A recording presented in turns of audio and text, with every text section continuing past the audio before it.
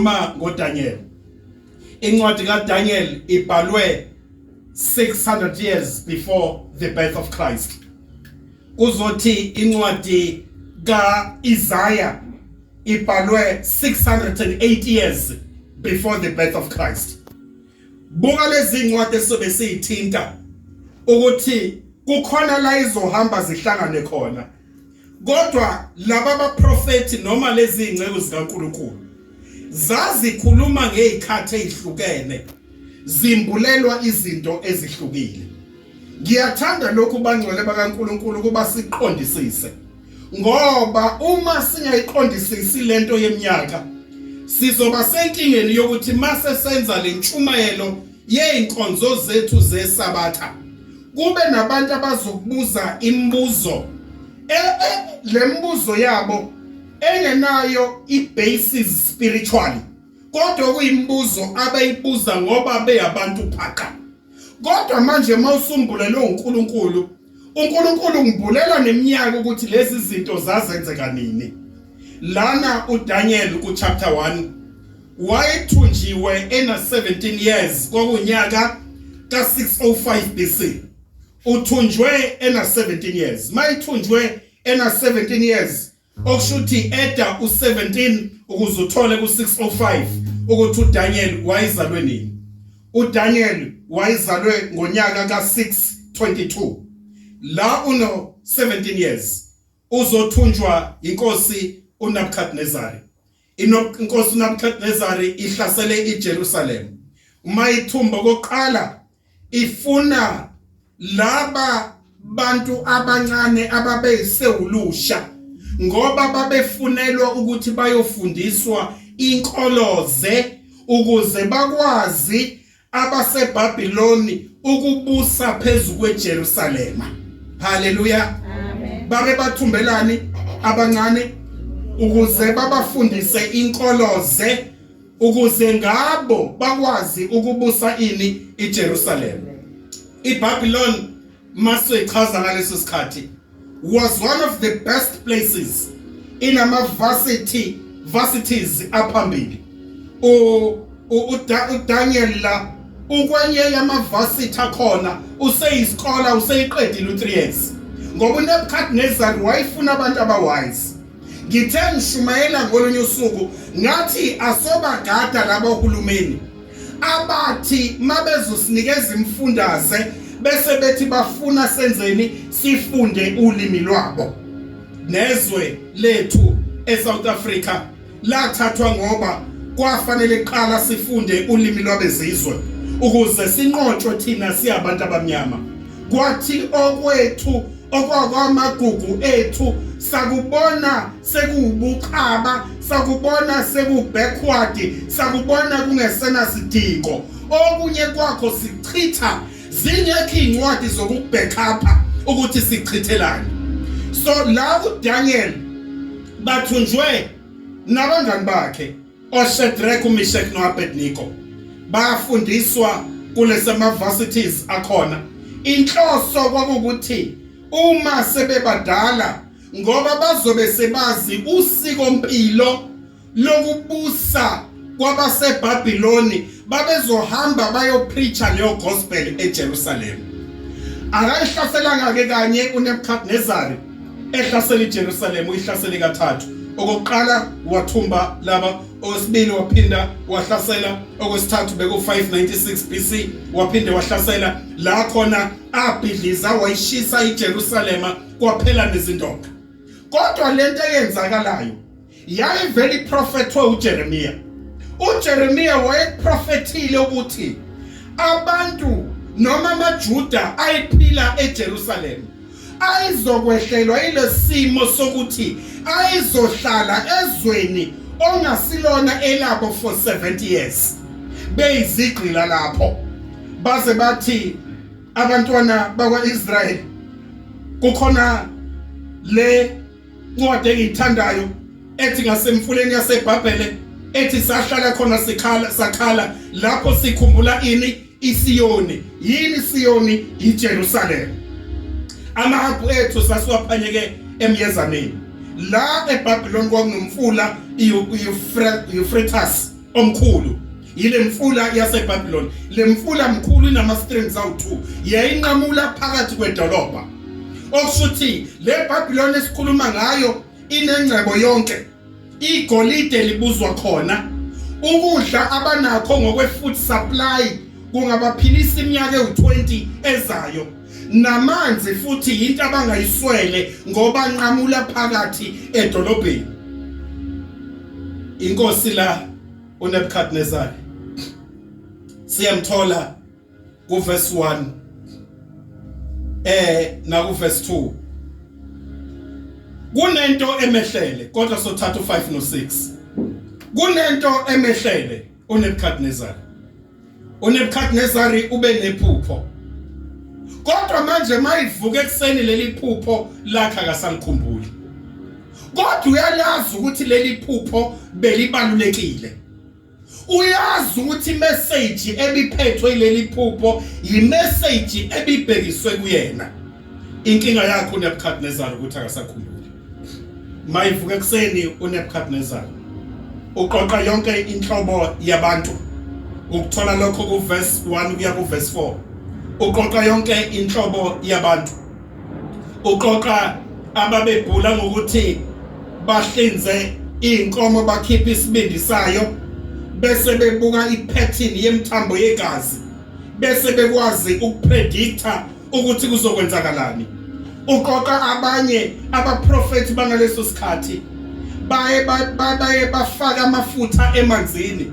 Ngesikhathi befaka amafutha emanzini bese bereada ipattern yamafutha banikeza interpretation ngokwe-future ukuthi kuzokwenzakalani. Uqoqa abahlakaniphile astronomers yilaba elibabhekayo njalo angithi nibiza ngama-Aquarian ngoma-Cancer ngoma-Libra nangani laba abafunda inkanyezi. Uqoqa nabo uthi abazopredicta ukuthi kuzokwenzakalani. Ngoba bakhona namanje abantu abasakholelwa entweni engekho. Lento ohlala uyibheka njalo ephepheni uthi wena uyi-Aquarian uyi-Capricorn. Sisimani nonsense into engekho leyo. Ikupho seke kwapredictwa kwenzeka. Ikupho seke kwapredictwa kwenzeka. Ziningi izinto ezinhle ezikhulunywayo lapho. Uvuka ujabule uthi hey mina ngizoba nemali kungenzeki lutho. Mina ngizoba nokuthi kungenzeki lutho. So uqoqa yonke leyo nhlobo yalabo bantu. uNebukadnezar mayibaqoqa ufuna okokuqala bamtshela ukuthi lithini iphupho lakhe. Haleluya. Uyazi kulula ukutolikela umuntu iphupho mayixoxelile. Kodwa uNebukadnezar la akafuna ukubaxoxela ngoba naye akakhumbuli. Into ayibuza kubona ukuthi ngitsheneni ukuthi ngiphupheni. Futhi lento engiyiphuphile ichaza ukuthini. uNebukadnezar sithathela uverse 5 no6 sekunikezile ibackground yale ncwadi ngoba maningi amaverse yinde kakhulu le ncwadi esowathinta. Ngenzela ukuthi la engawafundanga ngikunikeze icontext yawo ukuthi kukhulunywa ngani. Ake sithathe la uverse 5 ukuthi uthini lapho uDaniel.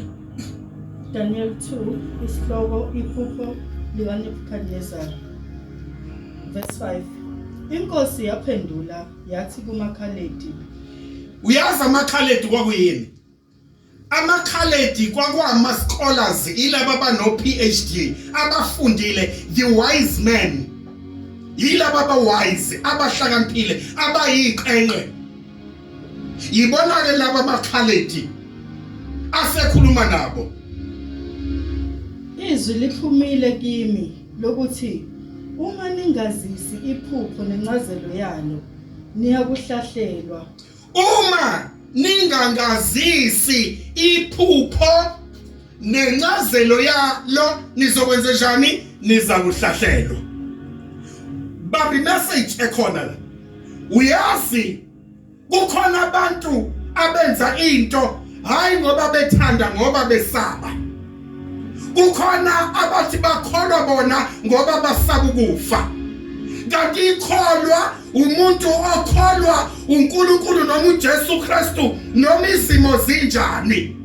noma ushayeka noma ushonelwa noma kwenzakalani ikholwa kufanele lime lana kunefear esiyinstiliwe kubona utshela emakhaledi ukuthi uma ningangitshelile liphupho nencazelo yalo nizokwenza njani nizakuhlahlelwa haleluya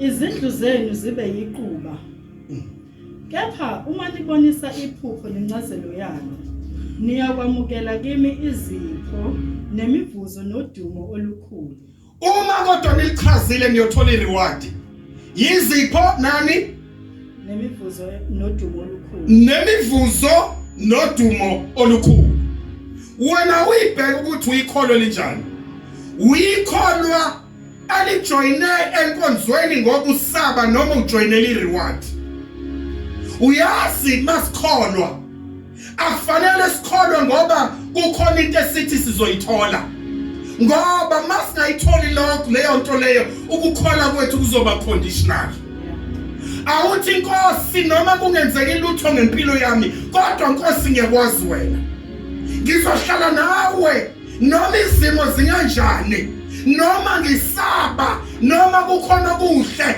ngoba umuntu othanda izinto uzohehwa izinto abesuye ukukholwa ngoba uthandani izinto ubabekele izinto ezimbili la uthi abatolike leli phupho lakhe haleluya bayahluleka 3:7 uqhubeke nami uthi abatolike leli phupho lakhe haleluya uyazi usuwazi ukuthi uNebukadnezar unegolide kukhona wayezovele phakathi kwethu la abanye bazofuna ukupredicta baqamba amanga kodwa laba mekhona bonke laba bantu abahlanganisiwe abasebenza ngendlela ezifanele abanonkulunkulu hayi uNkulunkulu bayahluleka bathi inkosi sicela usichazele kuqala ukuthi uphupheni ukuze inkosi sikuchazele iphupho lakho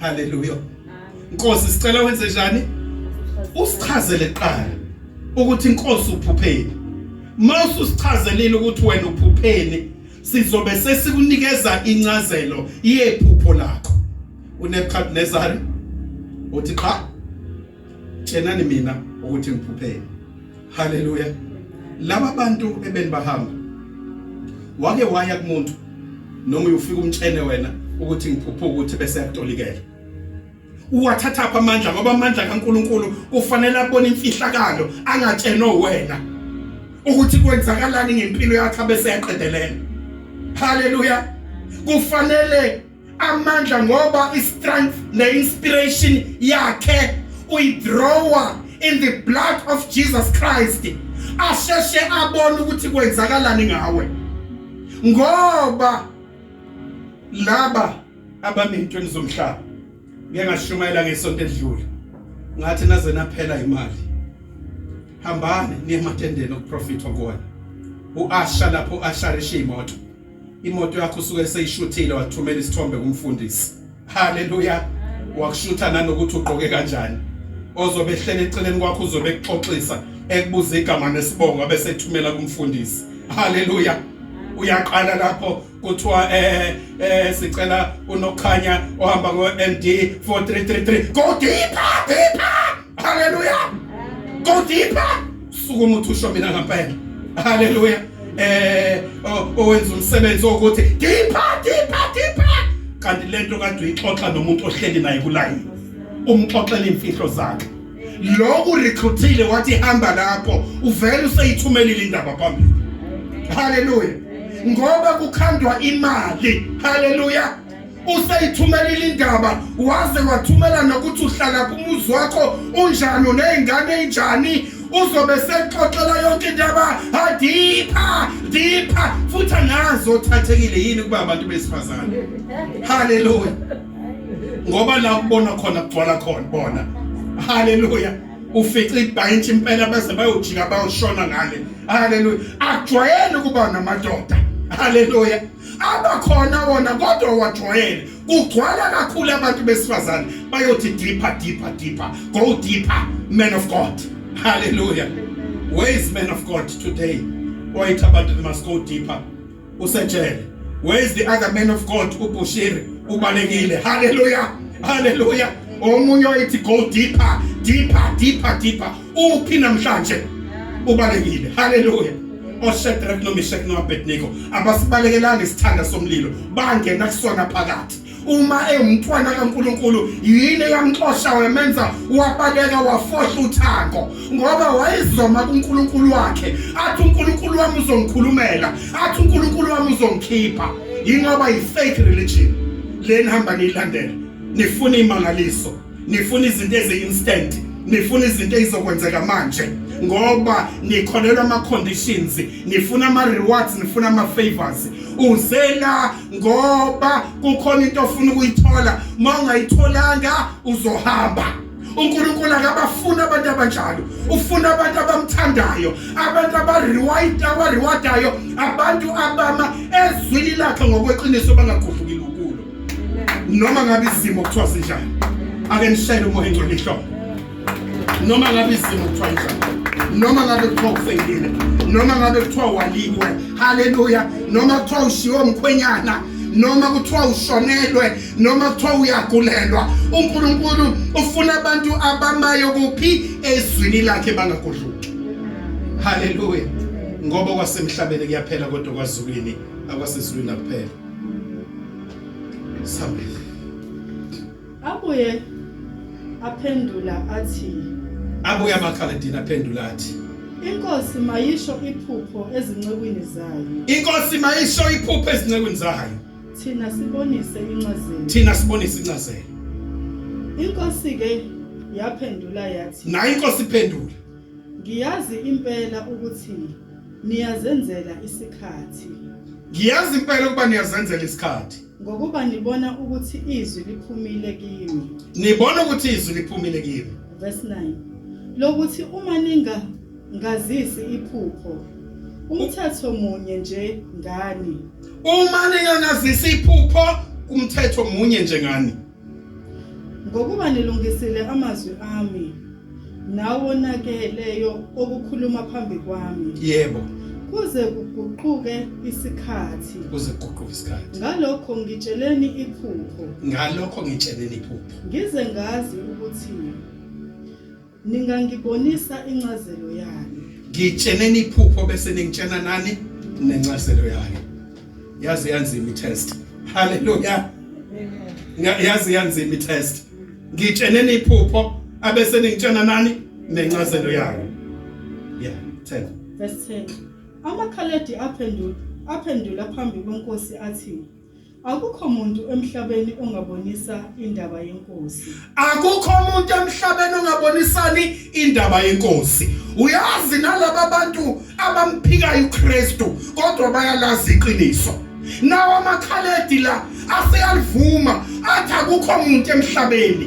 haleluya athi akukho umuntu emhlabeni haleluya nalabo abancindisayo abenza yonke into kodwa bayalazi iqiniso haleluya egcineni masebeshayile bakhala kuJehova bakhale kuKristu haleluya wena kade uhamba uyakubona kodwa egcineni ngemzuzu yokugcina ubuthembe bona kodwa bakhala kubani bakhala kuKristu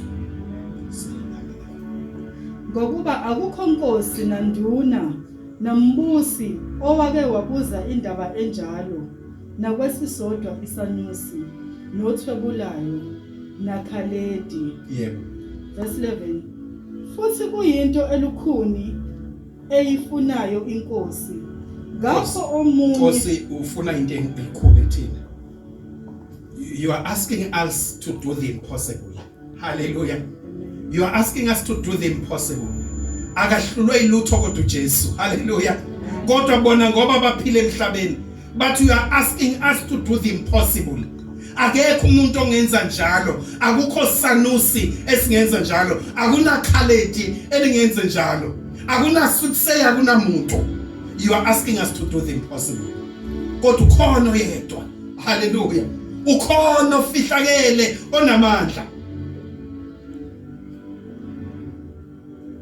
futhi kuyinto elikhuni eyifunayo inkosi ngakho omunye ongayibonisa phambi kwenkosi ngaphandle kwawo uNkulunkulu abangahlali nabasenyameni. Ubani oNkulunkulu abanganjani abangahlali nabasenyameni. uNkulunkulu Yise, uNkulunkulu Indodana, uNkulunkulu uMoya Oyingcwele abangahlali nabami nabasenyameni abangaphili emhlabeni. They are accepting the truth. Bathi lokho kucelayo kuimpossible. But ukhona oyedwa. Ukhona oyedwa. Thina asikwazi. Verse 13. Bathi thina sikwazi. Awuthatha u13 lapha. Umyalelo uyaphuma ukuthi abayobulawa. Inkosi isidiniwe inolaka. Iqale ngokuthi akubulawe all the wise men. uShadrach noMeshach noAbednego noDaniel nabo babe belonga kuleyo group yabantu abahlakaniphile. Ithi inkosi ababulawa izanusi akuqedwe yonke into. Iyathumela ngoba isikhombile ngomuno wayo ukuthi abazilutho. Hallelujah. uSathane uyakusebenzisa. uSathane mongasamsebenzeli uyakubulala. Hallelujah. Lokho kujabulisayo kuyinjabulo kaSathane. Kodwa into uSathane ayifuna ngayo ngempilo yakho kokubulala egcineni. uSathane will use you. Akwenzise noma yini. Kodwa uSathane une intention eyodwa yokuthi akubulale. Hayi ukuthi akujabulise. Verse 13. Isimemezelo saphuma sokuthi abahlakaniphileyo babeya kubulawa. Bamfuna uDaniel nabangani bakhe ukuba babulawe. Bafuna noDaniel nabangani bakhe ukuba babulawe. Ngoba basebeqalile sebebulawe manje sekuyakhumbuleka ukuthi kukhona noDaniel. Ithe inkosi akubulawe nezihlakaniphi. Ngoba izihlakaniphi zasemhlabeni. Yazi ave kubalekile ukuhlakaniphela kwasezulwini kunokwasemhlabeni. Yiba isiqenqe ngemfihlakalo yezulu. Ungabi isiqenqe ngezinto zasemhlabeni ngoba ubuqenqe bakho buyophela kodwa kwasezulwini kuyohlala kumile kungonaphakade. Amen. Ayeshayisho.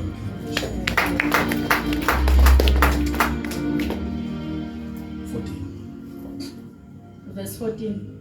Khona uDaniel wabuyisela impendulo ngokuhlakanipha nangokuqonda kuAriyoki induna yemilando nkosi. uAriyoki yena wayithunyiwe ukuthi akahambe abulale. uDaniel mayezwa ukuthi bonke abantu bayabulawa. Uthi Ariyoki awungichazele. Kwenzakaleni? Yini sizobulawa? Yini inkosi ifuna ukubulala bonke abantu? Senzeni? Ariyoki ngichazele.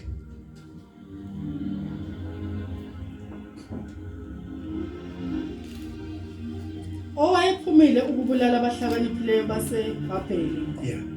Wathatha wathi kuAriyoki induna yenkosi, siphumeleni enkosini lesi simemezelo esicindezelayo na?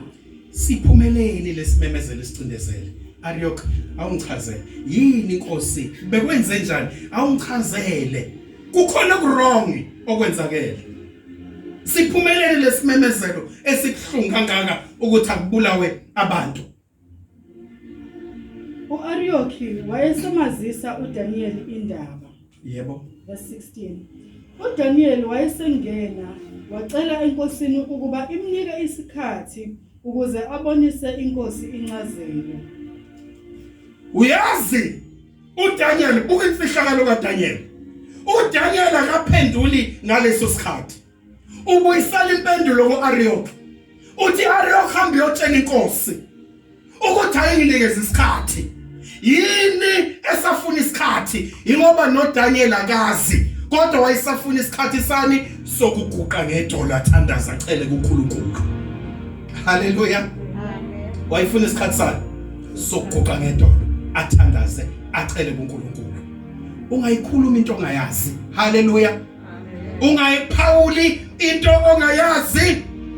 Ubocela uNkulunkulu qala ngibulele. Uyazi kuzofika inhlobo ngeinhlobo zabantu abanye bezohleba abantu abathize kuwena. Qala uguqa uNkulunkulu uthandaze qala ungaveli uphendule nje. Ngoba uzogaxela entweni ongayazi.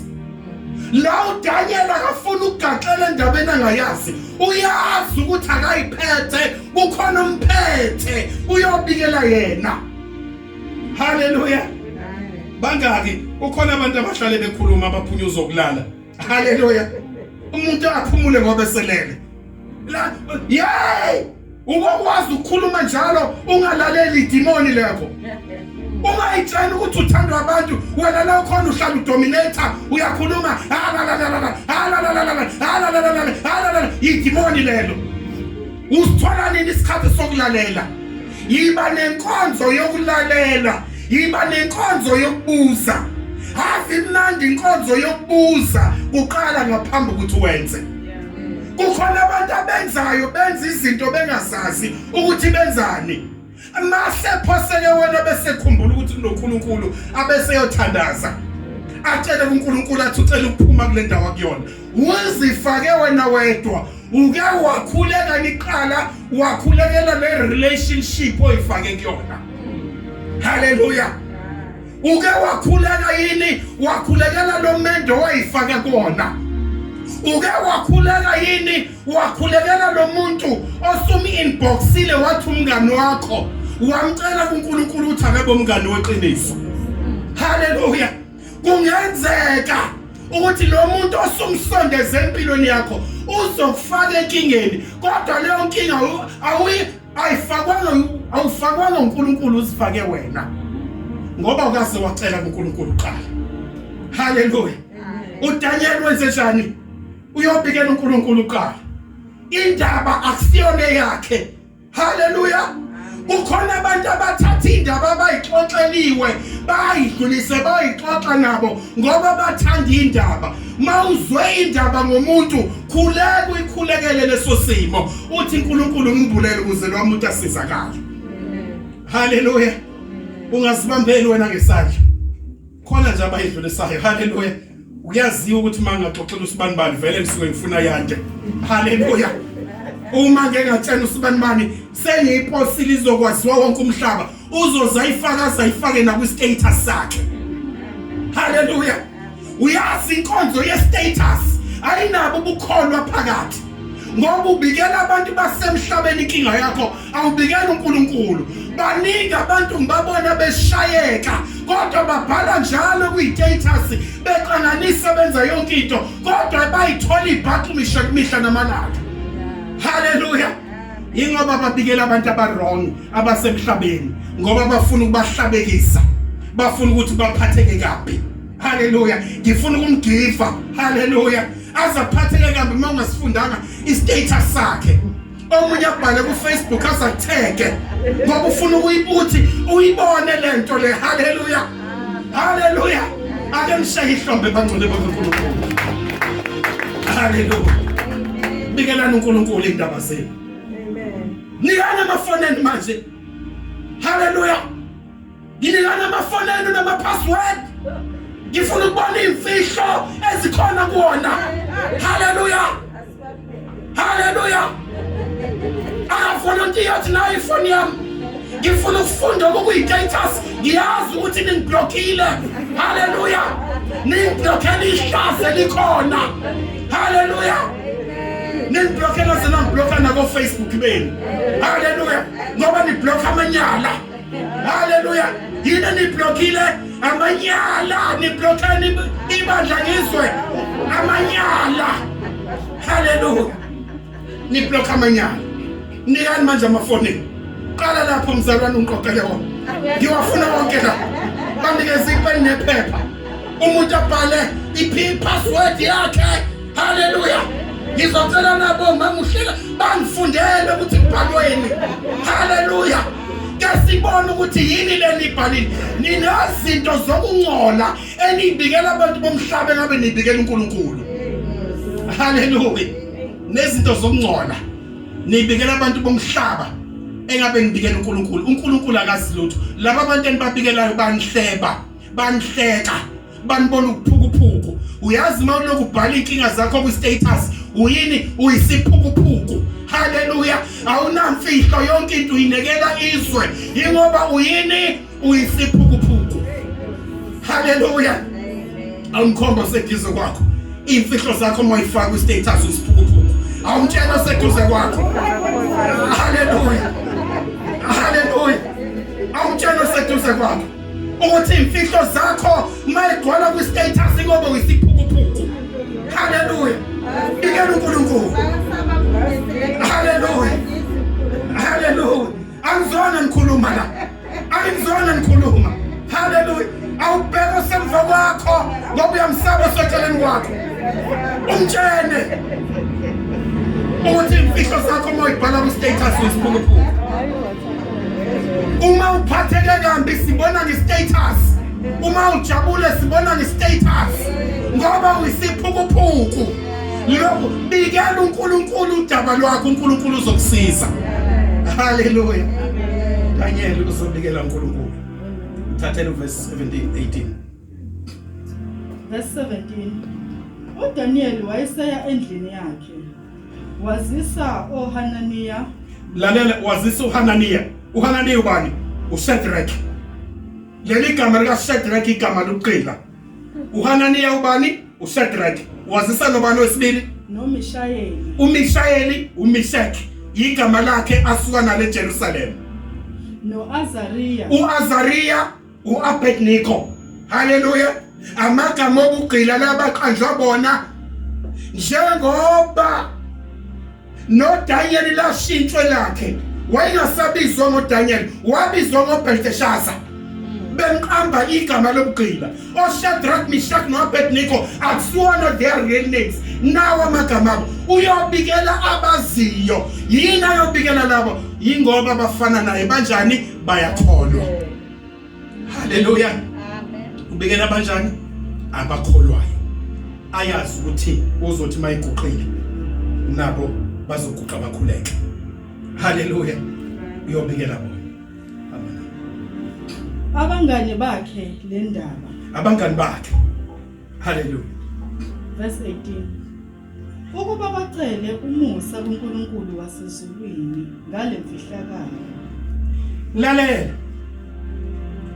kukhona isikhathi okufanele mangikhulekele umzalwane abese sibikela ibandla ngicela abazalwane ukuthi bangilekelele emkhulekweni wami haleluya ukuze kusizakale lo wamuntu loyana ninawo yini labo thandaza nabo obanokhuleka nabo mawusenkingeni haleluya obanothandaza nabo mawusenkingeni ngiyababona abangani beindaba kodwa obani othandaza nabo uma ngabe labangani bakho ungathandazi nabo badelete imphuphe haleluya benze njani angizwe ibandla ngoba bayini bayimphuphe hamba ubatshela ukuthi bayimphuphe haleluya uthe umfundisi angidelete ngoba nimphuphe anithandazi nami nenza izinto nami nihambe ezimweni zomhlaba nami kodwa nithandazi nami badelete ngoba bayimphuphe badelete ngoba bayimphuphe tshela usinduze kwakho delete abangani bakho bayimphuphe haleluya imphuphe badelete haleluya imphuphe ngazilutho kodwa itshela ukuthi yazi abazilalela labangani bakho ongathandazi nabo bayitshela ukuthi bayazi abazilutho abazini bandla abazilutho haleluya uyotshela abangani bakhe ukuthi abakhuleke naye haleluya uyayazi imfihlo uDaniel manje akazi kodwa unethemba lakhe kubani kuNkulunkulu thatha 21 verse 21 uyaguqula izikhathi nezinkathi uyasusa amakhosi abeke amakhosi Sikale 20 verse 20 uDaniel wathatha wathi malibongwe igama likaNkulunkulu kusukela kwaphakade kuze kube phakade malibongwe igama likaNkulunkulu kusukela kwaphakade kuzobeka phakade uyazi mawungazi qala ubonga uNkulunkulu ukuthi awazi ukuze uNkulunkulu akunikeze ifavor ukuthi wazi haleluya qala wenze njani ubonga uNkulunkulu ubonge khona lokho ukuthi awazi haleluya mawuthola u0 bonga uNkulunkulu uNkulunkulu uzokwenza uthola u10 out of 10 ngokulandelayo haleluya mawufail itest bonga uNkulunkulu ngiyabonga Nkosi haleluya ngoba uNkulunkulu akabafuna abantu abayiphakamisayo bonga uthi Nkosi ngiyabonga haleluya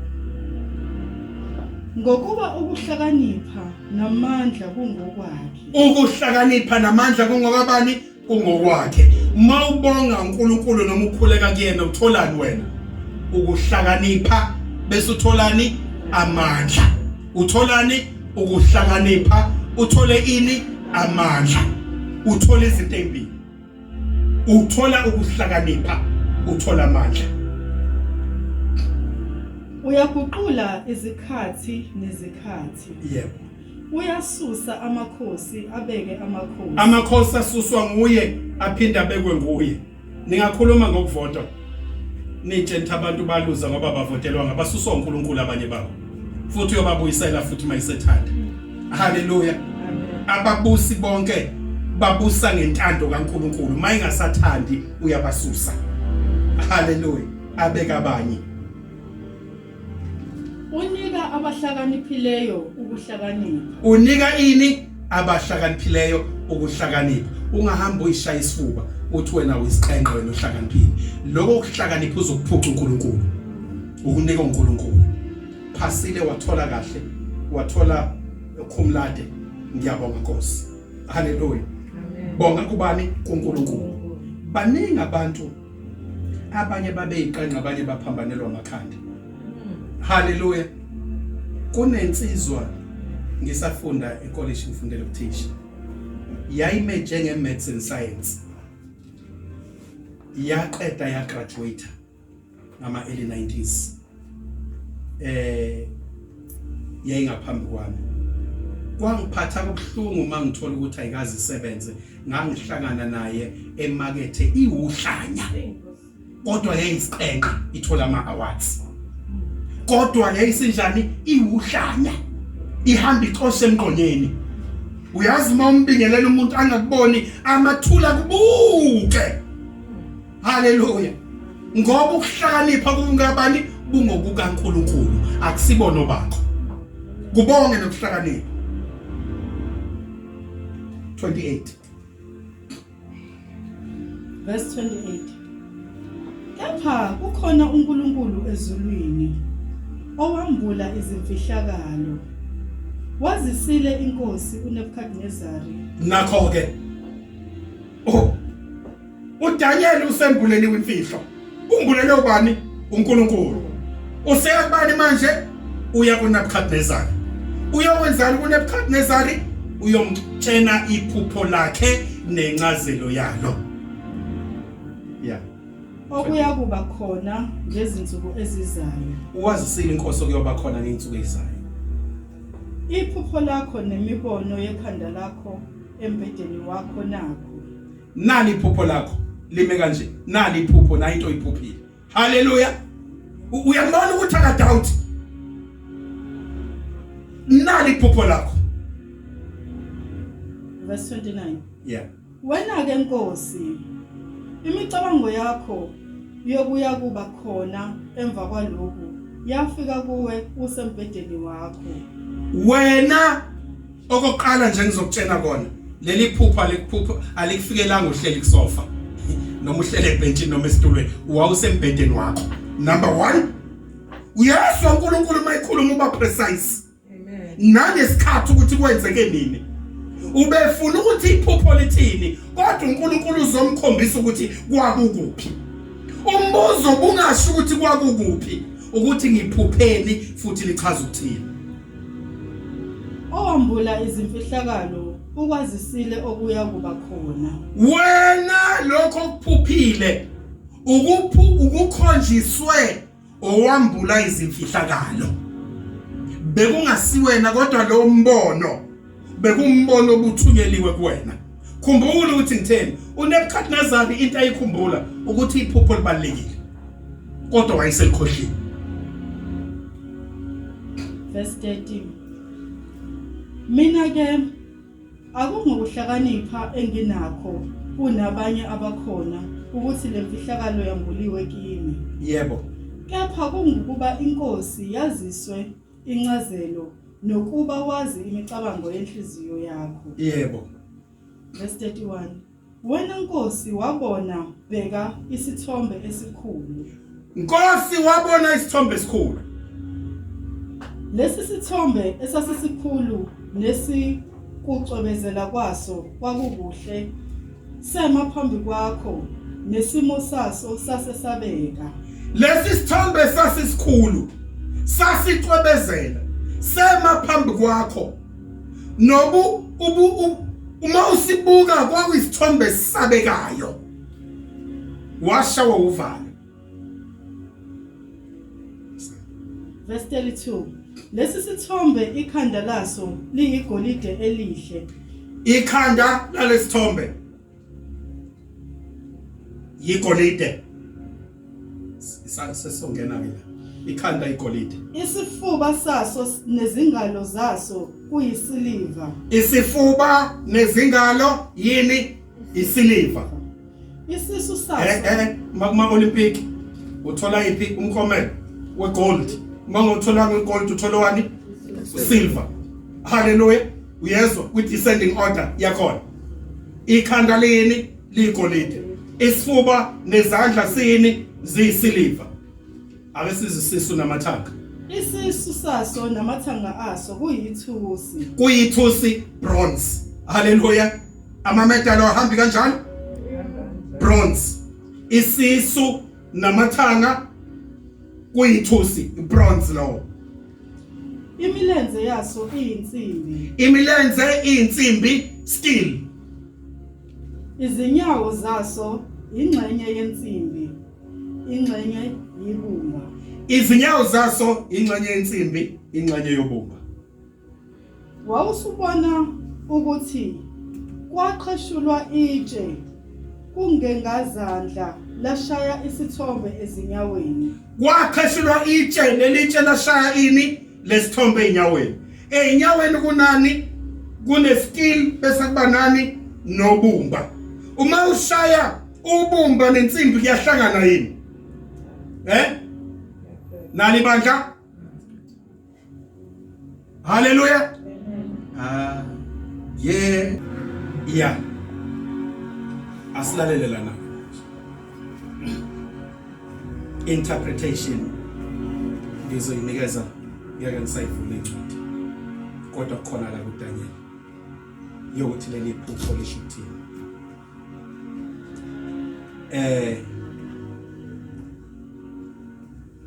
Ikhanda legolide limele umbuso waseBhabhiloni.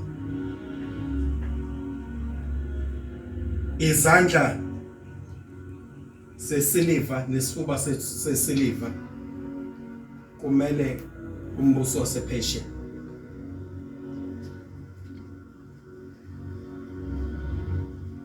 Iseso namathanga ebronze kumele umbuso waseGreek. Insimbi enyaweni imele umbuso wamaRoma.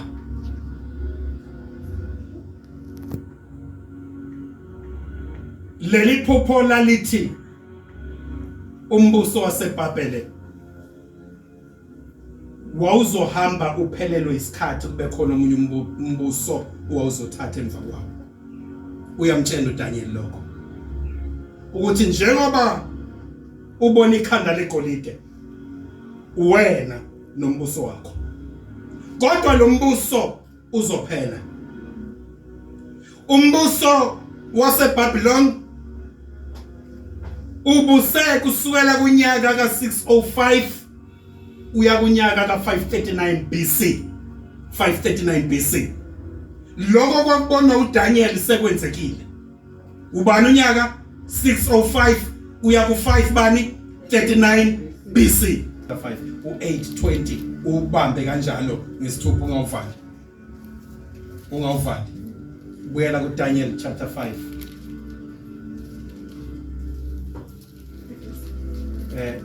awuqale ku ohamba nje 1 2 3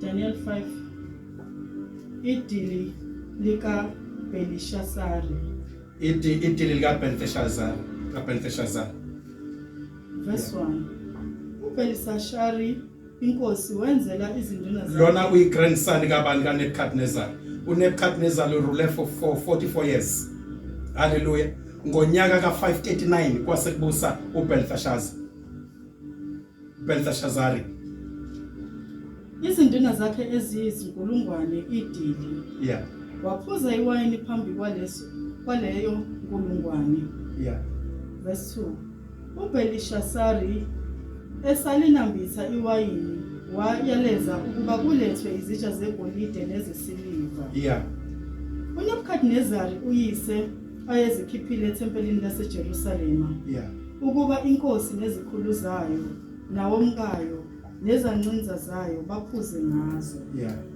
basebeletha izitsha zegolide ezazikhishwe ethempelini lendlu kaNkulunkulu yaseJerusalema inkosi nezikhulu zayo nawomkayo nezancinza zayo baphuza ngazo yeah baphuza iwayini batusa uNkulunkulu begolide nabesiliva nabethusi nabensimbi nabomuthi nabeje yeah verse 5 ngasona leso sikhathi kwavela imino yesandla somuntu yaloba maqondana nothi lwezibani kokunamekiweyo kodonga lwendlu yenkosi inkosi yabona ingxenye yesandla esalobayo yeah verse 6 kwase kuguquka ukucobezela kwayo nemicabango yayo yayesabisa zaxheka izinyonga zovalo lwayo namadolo ayo ashayana yeah verse 7 inkosi yamemezela ngamandla ukuba kulethwe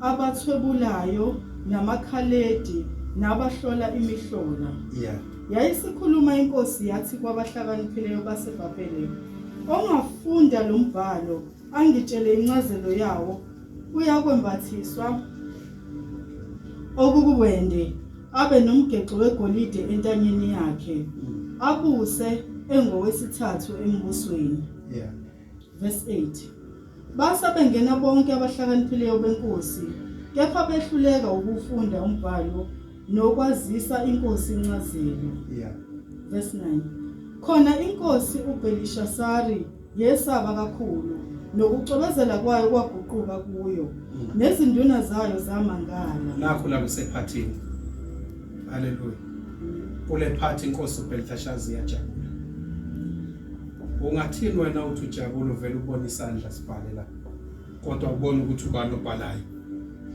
nemeaning yento ebhaliwe awu understand uBelteshazzar lona usekuyena obusayo uyi grandson kaNebuchadnezzar ngoba uthathe ke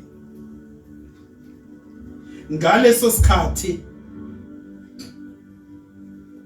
kwenzeka lokhu kwakuyi warning ngoba lo mfula iEuphrates odabula phakathi eBabylon ama-Persians ayisehlasela into aqala enza lo wamfula Isaiah 44 verse 6 waba dry bawenza kanjani ukuthi ube dry bavele bawudiverta umfula waya kwi-desert kugcwaliseka isiprofeto esasibone ubani umprofeti uIsaiah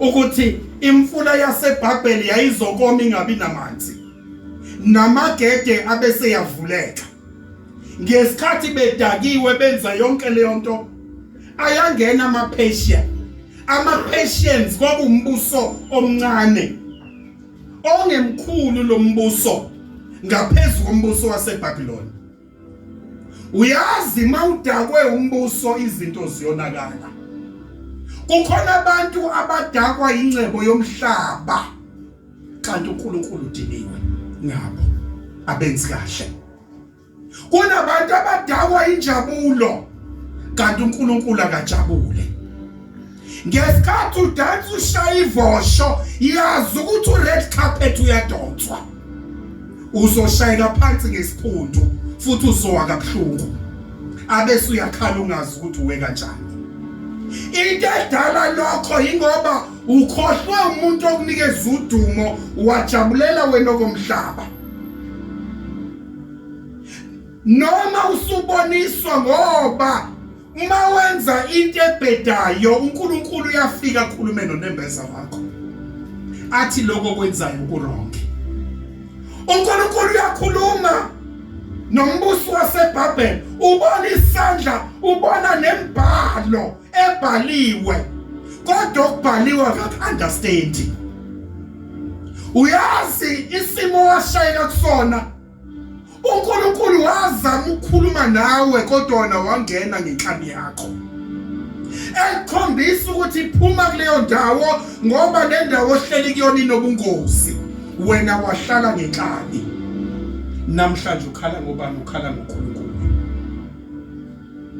uNkulunkulu wakwenzela wonke umusa wakwenzela yonke ifavor phakama lapho 44 verse 9 wakwenzela yonke ifavor kodwa wangena wena ogibeni owangena kulona angifuni ukulibeka ugibe ongene kulona uyazazi wena ngoba uzophuma bese uthi umfundisi ubeshumayela ngawe kanti ngikhuluma yona lento icabangayo ngisho yona impela haleluya ngisho ini lento icabangayo ngisho yona impela haleluya ngisho ngayitshela ukuthi angiyazi kodwa umoya engcwele uyangikhombisa yona leso simo ohleli kusona la ohleli khona uzifake wena kodwa sibe khona isandla esibhalile wangayithola interpretation nemeaning uNkulunkulu bekhuluma nawe ethi khayela kuleyo ndawo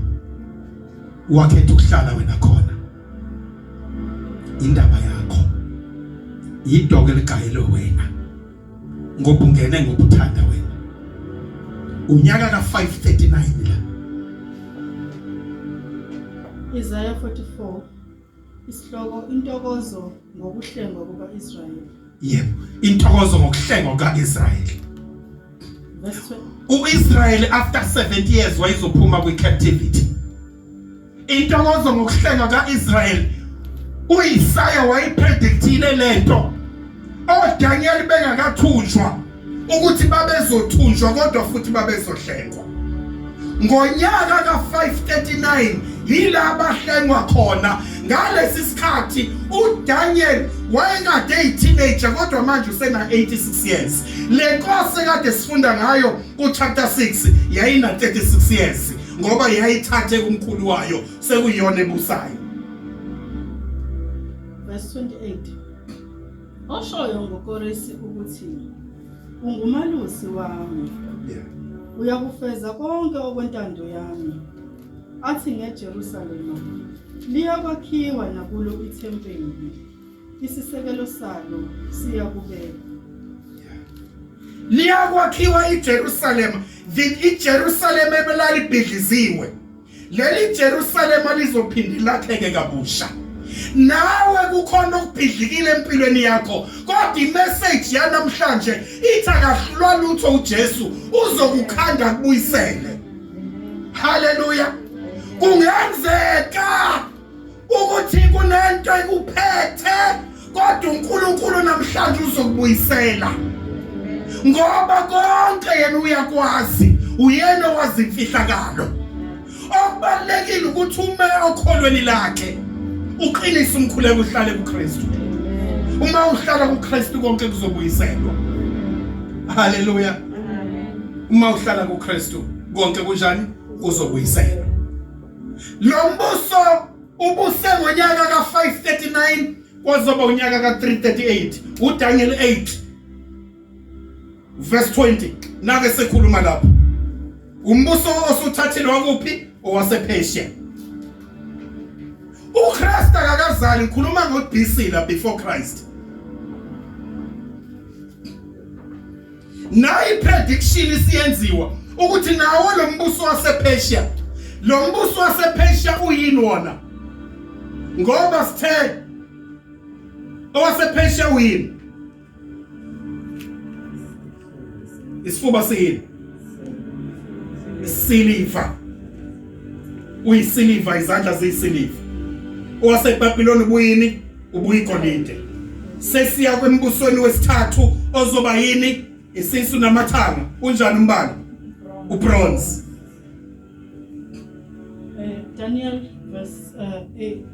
Daniel 8 verse 20 inqama ayibonileyo inezimpondo ezimbili lalela lo mbuso wesithathu ozothatha iprediction la encwadini kaDaniel uyiboniswa lento 200 years ingakenzeki uDaniel wayesebonile ukuthi umbuso nawo wasePersia uzobusa isikhathi esincane kodwa ukhona lento kusambisana nephupho eliphusho neBukadnezar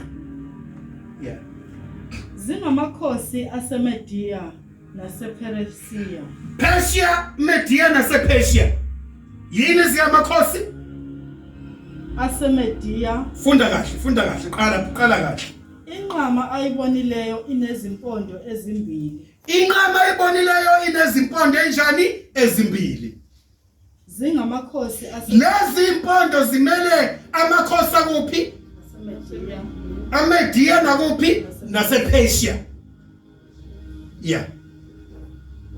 impongo iyinkosi yaseJavini impongo iyinkosi yaseJavini uphondo olukhulu olusemkhathini wamehlo ayo luyinkosi yokuqala uphondo luyinkosi yokuqala kepha olwaphukileyo esikhundleni salo okwavela ezine kuyakuvela imibuso emine esizweni salo ingenamandla lolu phondo lolu lumbuso wokuqala umbuso wokuqala waseGreek uAlexander the Great awakafika amaRoma uphatha nokubulala iSabatha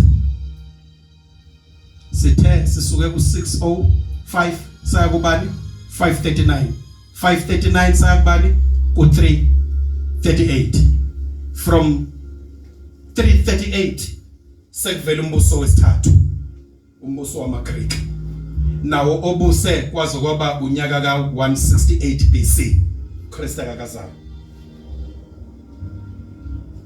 okusho ukuthi uKristu mayizozalwa lo mbuso wamaRoma uphathe 160 years uKristu engakazalwa kwaze kwayoba i4th century uKristu mayizozalwa uzalwa vele sekukhona umbuso wamaRoma umbuso wamaRoma sekuyiwona umbuso omkhulu kambe imuphi lo mbuso wamaRoma uzoba wani inyawo zani zensimbi inyawo zensimbi umbuso waseRoma inyawo zensimbi umbuso waseRoma lo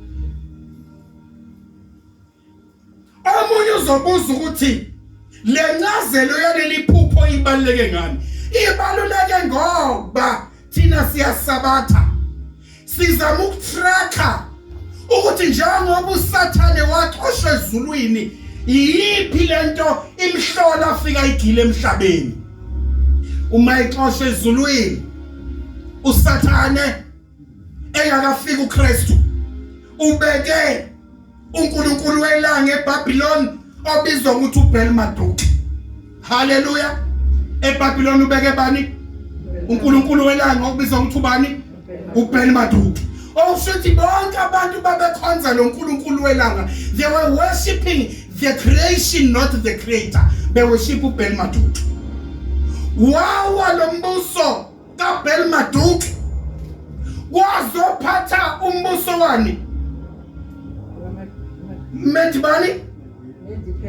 Medi-Persians mawusuphethe lo mbuso inkosi yelanga eyayibusa ngaleso sikhathi uMithra babekhonza uNkulunkulu welanga uSathane strategy sikaSathane ezo undermine uNkulunkulu uMithra uNkulunkulu welanga wangena umbuso wesithathu wamaGreek. Umbuso wamaGreek uchazwe njengani? Yilo amathanga kanjani? Bronze. Lo umbuso oqala wakhona uAlexander the Great obuse kusukela ngonyaka ka338.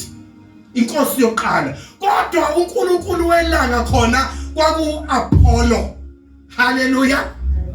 Bakhonza uNkulunkulu welanga obizwa ukuthi ubani? U-Apollo. Athatha amaRoma ngonyaka ka168 before Christ.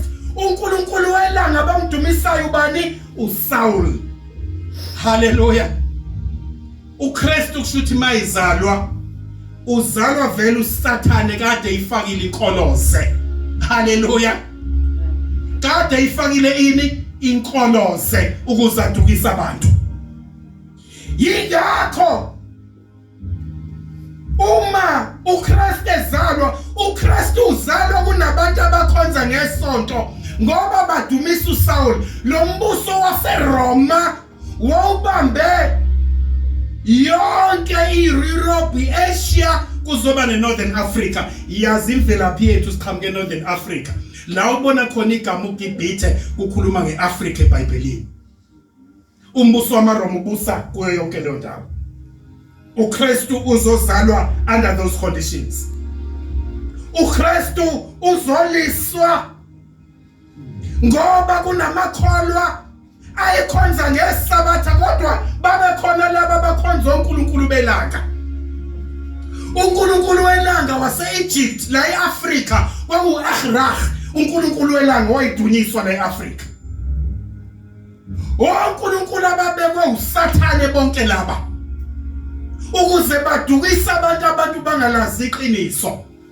uKristu uthe mayizalwa wazalwa emhlabeni odukile, abantu bekhonza izinto zomhlaba ithixo. Ekubeni iBhayibheli lithi ungabi nabanye uNkulunkulu ngaphandle kwami, kodwa kwase kunabanye uNkulunkulu ngaphandle kwakhe. Iphupho likaDaniel lisho lokho, uDaniel 8 likhuluma ngembuso yasemhlabeni noNkulunkulu basemhlabeni abafika bazodukisa abantu. Hallelujah. Uyazi la uhleli khona na ubuyibuza ukuthi leli sabatha liyilona yini? Kufanele ngoba ulalela intshumayelo eziningi ezidukisa abantu ngoba vele uSathane wafika qala uJesu engakafiki. Noma uJesu wayekhona at creation wakhanda usuku lesabatha walibusisa walenza labangcwele kuGenesis 2 verse 123. Abantu badumisa inkolo esingekho. Bese siye enyaweni. Inyawo kuthiwa zinjani? Zakwe ngani? Ngobumba nestili. Lo mbuso waseRoma awuhlulwanga njengaleminye imibuso, wavele wahlakazeka.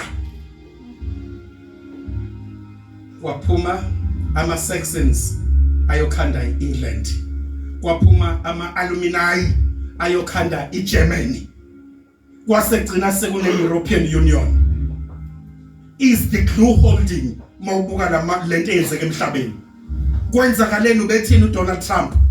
Ubethi America first ngoba ephuma kwi-European Union. Uyenzeni iBritain Brexit bathi bayaphuma kwi-European Union. Leyabumba insimbi yobumba. Insimbi ihlangene nobumba yiloko okwenzeke ezikhathini zamanje. Noma ababusi bangazama ukhanda i-African Union, uNkulunkulu lembuso uyihlakazile yonke ngoba kusiyona yakhe. Axabana wadwa namazwe aphesheya. Kade kuvinjwa umsubathi evinjwe eAustralia ubani tennis player oshile kodwa ayibuyele emuva baxabene. Hallelujah. Ngoba ngeke baze bazwane. Kwale ngisho sebegananisana sekuthathwa omunye ayogana lapha ngoba befuna ukukhanda ubuhlobo kodwa kuyahlakazeka. Lezi izimpo ezibona emhlabeni yileli phupho likaDaniel. Lezi inyawo zensimbi nobumba okungahlangani nokuhlakazeka kwabantu. Ungakhuluma uthi ufuna ubumbano lwama-Afrika. Ubumbano lwama-Afrika ngeke libe khona till the second coming of Christ. Ngoba iyona kingdom eyo reigna leyo. Iwona mbuso owoma lowo. Ubumbano le European Union alisoze lwenzeka nalo till the second coming of Christ. Bakhanda imithetho bayahlakazeka baxabana. Bakhiphana bodwa. Hallelujah. Buka le prediction eyenziwa uDaniel. Uma ngabe uthi iBhayibheli alikho, uDaniel lento wayibone kanjani ikhonjisa uNebukadnezar kodwa ziyenzeka lezi zinto manje. Yeah. Wayibone kanjani? Ziyenzeka lezi zinto manje njengoba zenzeka nje. Ningabona nina nikhale kuzala ukhanda oSadek. Abanye bacindezela abanye beze Africa. Kunababusi abacindezela abantu babo bazodwala la eSouth Africa kuyintando kaNkulunkulu. Ngoba isisekelo asihlangene ngokukholwa kodwa sihlangene ngezinto zomhlaba. uNkulunkulu uhlakaza ngamabomu. Yikho omakhelwane bethu eMozambique bakhuluma isiPutukezi thina sikhuluma isiNgisi. That's God's plan, God's purpose. Hallelujah. Uzuzonde Afrika wakini amfuna nokumbona. Lalela kunemfihlo kaNkulunkulu. Asibuyele kuNkulunkulu. Uyazi bangole bakaNkulunkulu. Ngifuna ungena kulento le. Ngingene ngijule kuyona. Nokudunguzela kwazwe sihleli kulona. Izinto ayihlangana bathi bayihlanganisa akuhlangani kahle ingoba ulaka likaNkulunkulu lihlele esizweni. Hallelujah. Umlilo ungena endlini yilumbo lelo. Hallelujah. Umlilo ungena endlini yilumbo lelo. Banambopha lo muntu abambophile abathushisa iParliament kodwa kasinu kamakhwapha senzeni thina. Hallelujah. Alithi sasikula sithi senzeni na sana lento yenzakalayo idinga nini ukuthi nikhulekele ime. Hallelujah. Idinga ibandla elinamandla azokhuleka ngoba makushimgwaqo kusha yonke into kusha ama clinic kusha nesakhiwo sikahulumeni sekudingeka ibandla likhuleke. Amen. Hallelujah. Prediction eyikhona kuthiwa insimbi njalo lapha phansi still umbuso wamaRoma usadominator namanje. Hallelujah. Ngonyaka ka 338 AD after Christ yila khona uConstantine waseRoma eshintsha usuku lokukhonza elenza kuba yisonto. Hallelujah. Ngoba vele bekhonza uNkulunkulu welanga abakaze bamthanda uKristu ingakho bambethele esiphambanweni. Abakaze bamthanda Pontius Pilatius bambethele esiphambanweni. Babe ufunani la eJerusalem beshiya iItaly le kude. Babe ufunani eJerusalem ngoba uKristu wayengekho lapho bamthola eseJerusalem babe yofunani khona. Hallelujah. Amen. Ingoba amakholwa amele iqiniso namanje asazingelwa njengoba noKristu wazingelwa. Lezi indaba esikhuluma la yazi ukuthi uzozithola inhlamba ngoba ziyiqiniso. Hallelujah. Amen. Bakhona abazothi sikhuluma ngabo kanti asikhulumi ngabo. Sikhuluma ngento eyambulela uDaniel. Hallelujah. Amen. Awumtshela uduze kwakho ukuthi sikhuluma ngokwambulela uDaniel, Daniel chapter 2. Sikhuluma ngekhanda ligolide. Sikhuluma ngezandla nesifuba ezisilver. Sikhuluma ngesisu namathanga abronze. Sikhuluma ngeskili inyawo zeskili. Inyawo zeskili zimele umbuso waseRoma. Owasidukisa. Bese kuthi ubronze umele umbuso wamaGreek ophethe uAlexander the Great.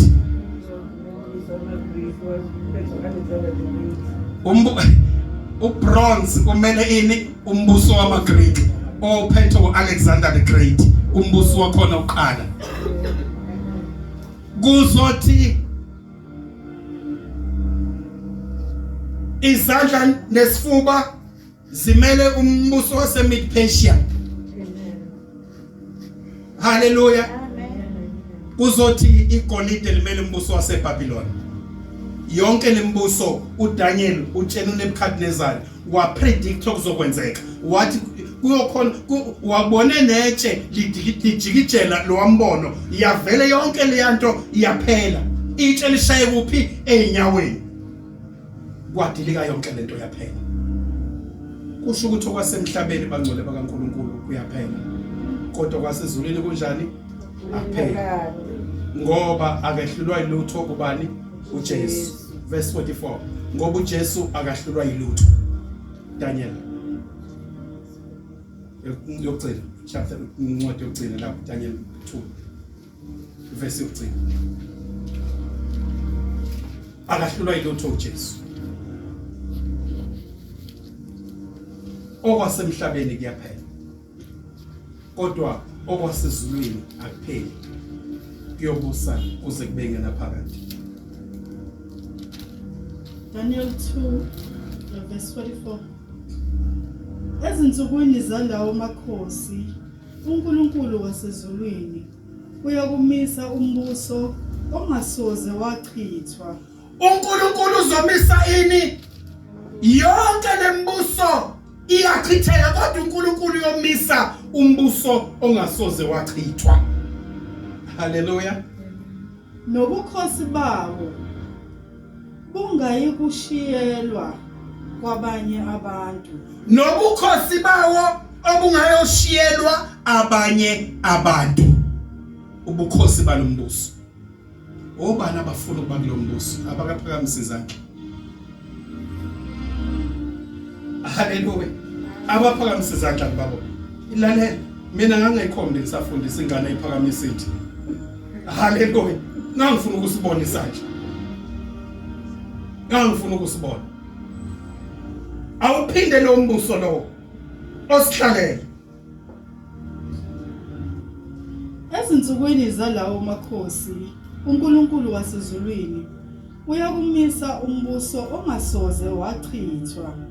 Nobukhosi bawo bungayi kushiyelwa kwabanye abantu.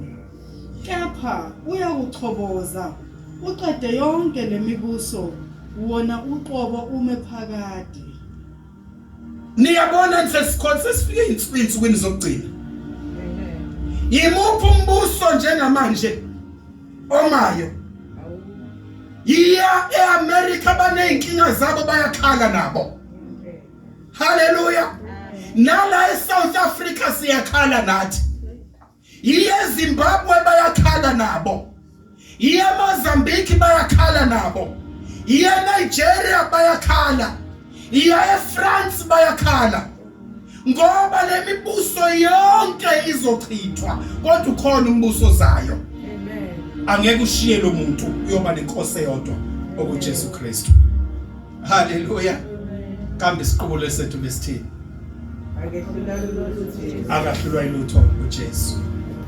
Hallelujah. Cela ngaphambi ukuthi kwenzeke zonke izinto. Ake sishayile ihlombe labe besilungisela lakwazi kwakuhle endlini.